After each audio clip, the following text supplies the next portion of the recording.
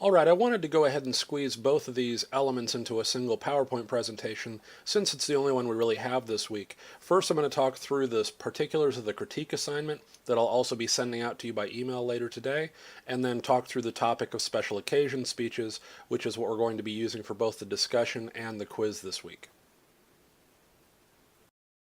So let's start by establishing the critique assignment. The critique assignment will happen for both of the rounds of the major speeches, the informative and persuasive speeches, and you'll do 3 papers per round. Now that little asterisk there refers to the fact that I teach this assignment on a mastery learning process. What that means is I will give you the best score you get. So if on the first round of the informative speeches you nail the critiques, you simply don't need to do them again the next time around because you've shown me that you can do the assignment. However, if you get a low grade the first time, or maybe miss one, then you'll be able to still make up that grade later, and I will retroactively change the old grade. In short, do a great job the first time and you won't have to do them again. 3 papers instead of 6. For the self-critique, you review your own performance. Now, the reason that I have you do this is having you actually watch your own speech is always going to be more important to you than any critique that I can give you. Even if you thought that I was the most persuasive person on the planet and the best speaker you'd ever seen, it's still never going to be as powerful as you watching your own speech and seeing the things you need to change. So you'll do a self-critique where you review your own performance. Then you'll do 2 peer critiques where you review other speakers. Now, all 3 papers will have the exact same format that'll be laid out on the next slides. A Google Drive folder will be up later today that will contain all of the speeches I've received up until this point. It's possible some of the folks might not be in there, but that's the best I can do. If some folks are late, they simply won't be included in the assignment. What you do is critique your own speech and then critique the next 2 after yours in alphabetical order. If you're at the end, then go back up to the top. So say, for example, your name starts with an S, then maybe there's only one person below you, then you'd go back to the top of the alphabet. All 3 papers can be in one file if you'd like, and you can either email them or share them with me by 8 p.m. on July 16th.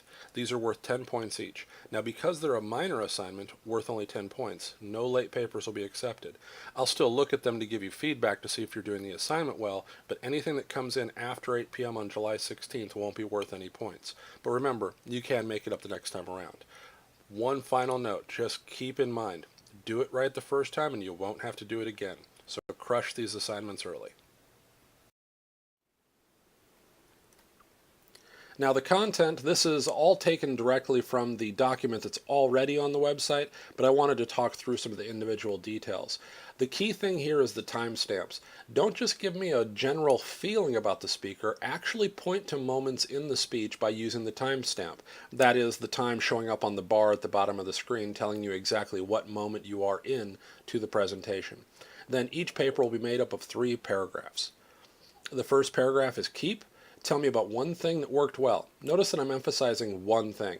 You could probably make a giant laundry list and say the person had good eye contact and gestures and their voice was good, but I'd rather you actually explain one in more detail than give me a giant list. So explain the one thing that went well, what they did that made it work so well for you, and just basically why people should do this in other speeches. Then for the second paragraph, give me a stop. Something that they are doing that you think should be removed. And be sure to explain maybe some suggestions about how that particular thing could be fixed. So the format, no intros, transitions, or conclusions are necessary. The same way the previous screen showed up with keep, stop, start is exactly how you could turn it in. Now the reason why is that that's actually how a real-world version of a consulting gig would turn out. So when teachers in other classes make you write papers that have intros and conclusions and transitions that make the paper flow together nicely, that's because you're being trained to write for a particular style. Now for this particular style, the way that somebody who actually paid you to review a presentation or advertisement, they wouldn't want transitions. They'd want to be able to easily spot the different parts of the response they're looking for. So they can see the heading that says keep and they can immediately read that. That's why bullet points are actually fairly common in what are called executive summaries. So that's what you're writing for me. Don't make it too hard. Just go ahead and use the bullet points. So here's an example paragraph based on Josh Gad's speech. That's the speech that I posted to Foxtail a long time ago, and it's still up there. Here's a paragraph that I would write if I were to critique his speech. I'm going to do the stop paragraph. Stop. Although he's got a good voice, I felt that the singing intro and conclusion at 25 seconds in and 12:22 were the weakest parts of the speech. The words fit the content of the speech, but nothing else in the speech was in any way musical. Further, it actually made me forget the most powerful parts of the speech, such as the story about his grandma. He should either find a different intro or conclusion set, or work to better integrate the rest of the speech with the musical elements. So that's one solid paragraph. Notice you're looking at, what, 4 sentences? That's kind of what I'm looking for. This is the ballpark that each paragraph should get to. All right, now that we've discussed the critique assignments, we can get into the topic that we're here to discuss, which is special occasion speeches, or what are also known as genres. And what it means for something to be a genre is that certain speeches happen so often in our society that there begins to become certain kinds of rules for what that kind of speech would look like. Now, your chapter does a really good job on this, with one exception that I'll note as I go. So that means that a lot of this chapter I'm going to let you read on your own, and I'm just going to spend some time on certain kinds of speeches. Now, I've also posted some links to Foxtail of examples of these speeches. You should watch those before you continue with this video. So, introductions, that's one we're definitely going to look at, and the example there is from A Knight's Tale. Farewells, however, student responsibility is noted there. That should be something you read on your own. Announcements are usually something in the case of like a company-wide announcement or a press release. Awards, both giving awards as well as receiving awards, and the example that's associated with that is Jack Black and Will Ferrell's You're Boring speech. And then nominations, student responsibility there once again, commemorations similarly, and then tributes. And then finally, eulogies is what I'll be doing an example of, and I'm going to be using John Cleese's example when he gave a eulogy for one of the other members of Monty Python who passed away. So let's begin with introductions. Now, hopefully you've already watched this segment of A Knight's Tale. And this is actually somewhat true to history, although, of course, he goes over the top here. The whole idea of an introduction is that you're speaking for somebody else, and that's going to basically be where most of your rules come from. Remember, you are basically fulfilling the other person's introduction components: attention getter, listener relevance, speak credibility, thesis, and preview. And that's what you saw him do. In fact, he even had the 3 elements of the speech built into his presentation. Now, one question you should always ask when being asked to do an introduction is to be sure before you begin whether or not the other person you're introducing will actually be speaking or presenting something. In many cases, it's simply introducing them and letting people know, hey, this is what this person looks like. For example, a new hire in the company might have somebody give a speech for you, but you don't actually speak afterwards. So just be sure you know exactly what the person's expecting. Now, one rule that's going to apply in all cases is be brief. Most people aren't going to be able to take in a whole lot of information about another speaker, and in fact, they don't want to. Either because it's only the beginning and they want to learn more about the person on their own, or if the other person's going to speak, you need to shut up so we can get to listening to them instead. Also, be sure to set the stage, tone, and format. Just like any good attention getter, you should be consistent with the other speaker. So if the speaker's going to be fairly funny, then feel free to warm up the audience. If the speaker's going to be fairly serious, you might want to actually set the audience up and make it clear that we're about to do some hard work here. Remember to also honor both the speaker and the audience, right? Thank the people for being there. Let them know about any rules about how the room will be handled. For example, I introduced a debate on campus last year, and one of the things that was my job to do was to let them know before things began when the audience was going to be allowed to participate. It just helps everybody to know exactly what the same set of rules are. Do not make it about you. If you're there to introduce somebody, it means you're not as important as they are, which means we want to get to them. Most common mistake people will make is spending too much time talking about themselves or trying in some way to make the moment more about them than about somebody else. And don't get creative without asking the person you're introducing if it's okay with them.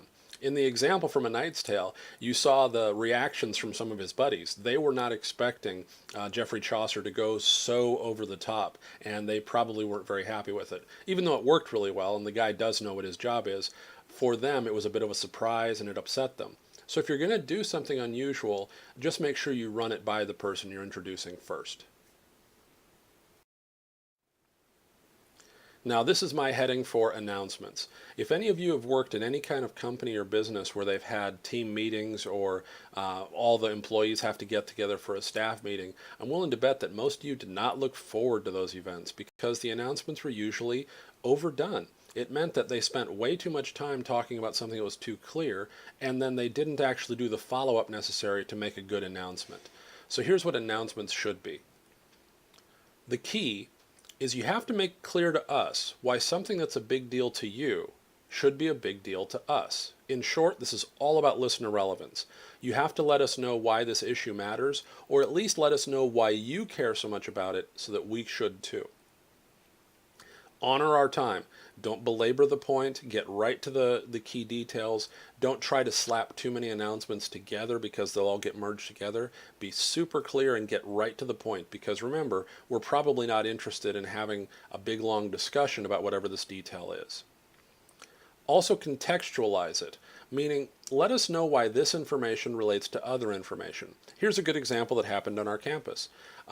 When we're looking at different policies about keeping track of how well students are doing and how students are retaining, meaning coming back from year to year and continuing towards good progress toward a degree, when they presented that, a lot of the teachers might have been sitting there thinking, hey, I don't have to worry about this, my students are fine.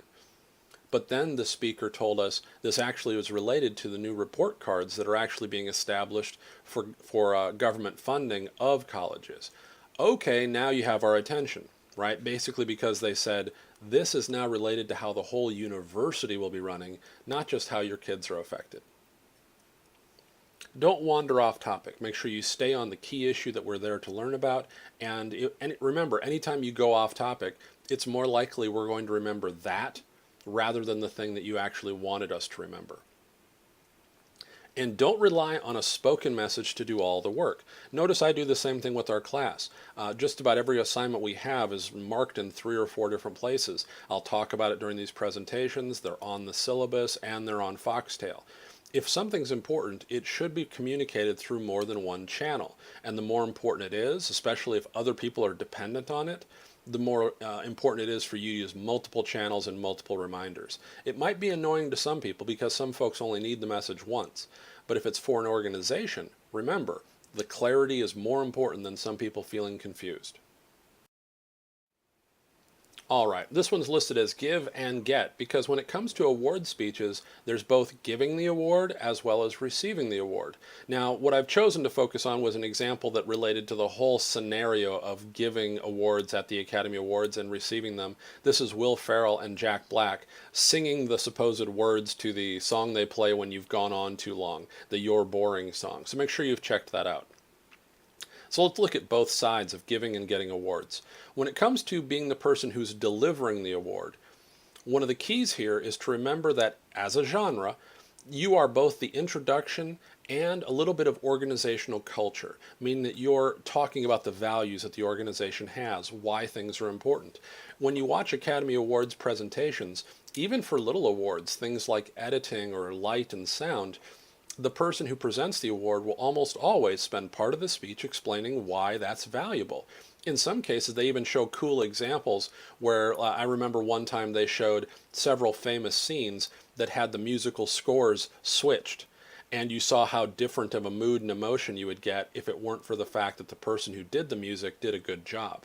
So notice they're saying these people are vital to doing our job of making movies. That's organizational culture. And then introduction speech, they list off each of the nominations. Remember to explain the significance and the criteria of the award, what it takes to win the award or what the specific rules are for the event.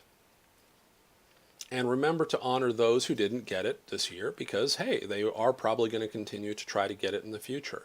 That's why people often say it's an honor just to be nominated. remind us of that. Remind us that, hey, even though one person won it or one team won it, there were five that all did a really good job, or even more than five that did a really good job. Make sure to emphasize that it's all about striving for perfection or excellence. Don't play favorites. Even if you kind of want one person to win over others, or even if you're happy with the one who won, don't emphasize that, because it does the opposite of the previous rule. It doesn't honor the other people. Everybody should be honored, and then the one person should get a little more, but don't play favorites. The worst example of this that ever happened in the Academy Awards was Elizabeth Taylor, who was getting on in years, was given the honor of giving the award for Best Picture. And when she opened up the envelope and found out it was Gladiator, she was so happy that she actually kind of pranced around the stage a little bit going, Gladiator, Gladiator. It was really awkward and uncomfortable. So don't do it. Now, when you get an award, when somebody gives the award to you, the key here is that you did it, but you didn't do it in a vacuum, right? If you are a famous actor or director, you weren't probably born a famous actor or director. A lot of people in your life shaped you. A lot of people had to do their job well in order for you to have an opportunity to do your job. So remember that when you give these acceptance speeches. Remember to honor the award, the audience, and the other competitors. But don't try to thank everyone you've ever met. As Jack Black says, no need to thank your parakeet. Now, let's go into that a little more detail. Obviously, it's going to be weird if you thank every single person that you've ever encountered. But the reason why it's really bad is that it kind of puts every single one of those people on the same level. So how's your mom going to feel when she gets the same level of thanks as your hairdresser? Right? They did two different things. So for the other people that you can't thank, go ahead and thank them later in a secret way if you want to. Or not secret, but private. Give them a nice basket or something. Don't make us regret giving you the award. Every now and then in history, you'll see examples of people who use the fact that they won the award as an opportunity to make a political speech about something totally unrelated to the movie or song that they were doing. Don't do that. Remember, you're there to honor a group of people who are all committed to a common cause of, say, making movies or making music or whatever it is. So remember that cultural awareness is kind of a key to what you're there to do. Now, that can be iffy. Some political speeches can work well if they're well connected to the speech, the movie that you're getting the award for. For example, Tom Hanks gave probably one of the best ones ever when he played a gay man in the movie Philadelphia. So his speech talked about some of the people that he's known in his life who influenced him who happened to be gay. And there was obviously some political overlap there, but it fit with the movie. It fit with the message of the movie. On the other hand, Marlon Brando, when he won an award, I think it was for one of the Godfather movies, he protested the award by talking about Native American rights, something that in no way is connected to the message that he's there to present. So remember, try to honor the occasion, try to honor the moment, and act like you've been there before. Now, this final topic is oral histories. This kind of covers the commemorations, tributes, and eulogies. They all fit together. The example I've given you is a eulogy done by John Cleese. Now, some of you might not know much about Monty Python. If you don't, you should fix that. It's awesome. Monty Python's some of the best comedy you'll ever see. Now, the reason that I have to talk about that for a second is that he's going to, in that video, mention the parrot sketch, which is a famous sketch from Monty Python in which somebody buys a parrot, comes back immediately because the parrot is dead, and then they have this long, ridiculous conversation about whether or not the parrot is actually dead or just sleeping. So the very beginning of that eulogy is John Cleese saying that the person who's passed away, Graham Chapman, is dead. He has kicked the bucket, he has jumped the twig, he is bereft of life, etc., etc. So when he's doing that, that's a callback to something that Graham Chapman himself helped to write, helped to produce. So commemorations, tributes, and eulogies all help us form memories and make meaning out of our lives, right? They tell us what's valuable and what's important. The special note, and this is something that's missing from the chapter, it's a great chapter otherwise, I just wish there was a little bit thrown in here, is that one of the speeches that fits this category that's getting kind of having a resurgence lately is the roast, which is where you honor somebody by getting together and just ripping them apart and ripping them to shreds. Some of you might already have watched some of the Comedy Central's one of these. Now these are pretty raunchy, these are pretty gross and over the top, but notice how much fun the people are having when they do them. So it's an example you could think about. The key here is to help us remember the particular person, event, or institution in the perfect way. Help us to form the memory that we're going to use as we deal with the fact that they're no longer with us, right? Help us to remember grandma, because of her sugar cookies. In my family, we had the grandma who was actually called the sugar cookie grandma, right? That's a great way to help the audience bond over a wonderful shared memory. Emphasize and vivify the community values. Whatever it is that your community shares and believes is fantastic is something you should do. Now, that's why I didn't give you any warning, and I apologize if some of you freaked out when he dropped the F-bomb early in his eulogy. Notice that the community value that's being emphasized there is that good taste for mindlessness' sake is not good taste. The idea that you should always be prim and proper is something that Monty Python as a group never really agreed with. It was something they loved poking fun at. So that notice how well it resounded with the audience. Those of you who don't know Monty Python people, the actual members of the group, many of the folks that were shown in close-up in reaction were members of the Monty Python Corps. And that's why you saw all of them laughing their butts off, because this was perfect. It was exactly the kind of speech that Graham Chapman would have wanted to hear. And that's my next rule. Give the speech that the person themselves would wanted to have heard. So if they were a funny person, use the eulogy, right? That is an opportunity to make us remember some of the funny moments from their life, because that's how that person would have liked it. If the person was a hard worker, help us to emphasize that in our own lives. If they took risks that were, impossible and rewarding, then help us to remember that in our own lives. Don't try to give a speech that's better than you are or they are. Now, that's kind of a tricky comment. Here's what I mean by it. Let's begin with you. Sometimes people try to give deeply moving speeches and they don't realize that they're going to be moved as well. In some cases, it's hard to get through these speeches if your emotional attachment is too close and too strong. So remember, you're going to have to figure out a way to get through the emotional barriers of giving the speech. Now, we don't want to sit and watch you break down in front of the audience, because we all kind of don't want to break down either. We want to have that moment of grief and mourning, but we want it to be directed and controlled. It's fine to have those emotions, but when you're the one giving the speech, you need to kind of help us and hold our hand.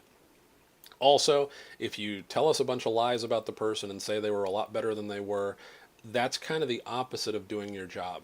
It doesn't mean you have to get up there and say that they were a mediocre human in every way. It does mean, however, that you can't oversell them, because we'll know it, we'll feel it, and that will kind of cheapen the whole experience.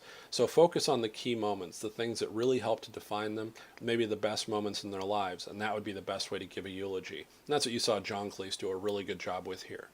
So, the quiz this week will focus on not only the additional information I've thrown in, but also the chapter. So make sure you've got the chapter read and noted before you take the quiz this week. Take care, folks.